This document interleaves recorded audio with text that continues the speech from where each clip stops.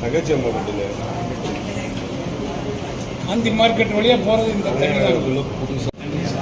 அண்ணே அண்ணே அண்ணே அண்ணே எந்த ஊரில் இருந்தாருங்க? எந்த யூனியன் தங்கச்சி மாவட்ட ஊராட்சி மன்றம். இது என்ன கையில் வச்சுருக்கீங்க? இது குடி தண்ணிங்க.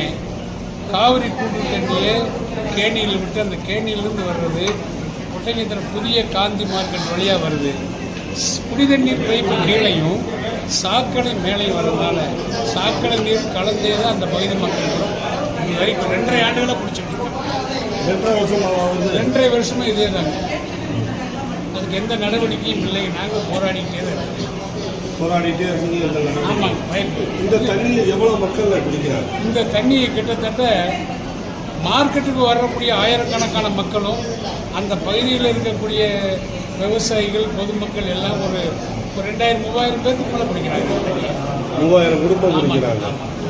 அதிகாரிகள்கிட்ட ஏற்கனவே கம்ப்ளைண்ட் பண்ணி அதிகாரிகள் பூங்குடி மேன கலெக்டர் இருக்கும்போது அவங்க இந்த பிஎன்ஓ கலெக்டர் முருகன் அவர்களை போட்டு அவங்க ஆய்வு பண்ணி நல்ல முயற்சி எடுத்தார்.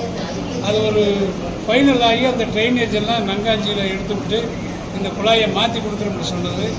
கிட்டத்தட்ட இப்போ அது 11 மாதம் ஆகுதுங்க. அதுக்கு எந்த முடிவு நடவடிக்கையும் இல்லை. 11 மாதமாக முடங்கி போச்சு. ஆமாம். அதே சாக்கடை தண்ணி தான் குடிச்சோம். இப்போ தண்ணி இந்த தண்ணி குடிநீராக எவ்வளோ நாள் இப்படி கலந்து வருது? 2.5 ஆண்டுகளாக வந்துட்டு. ஆமாம்.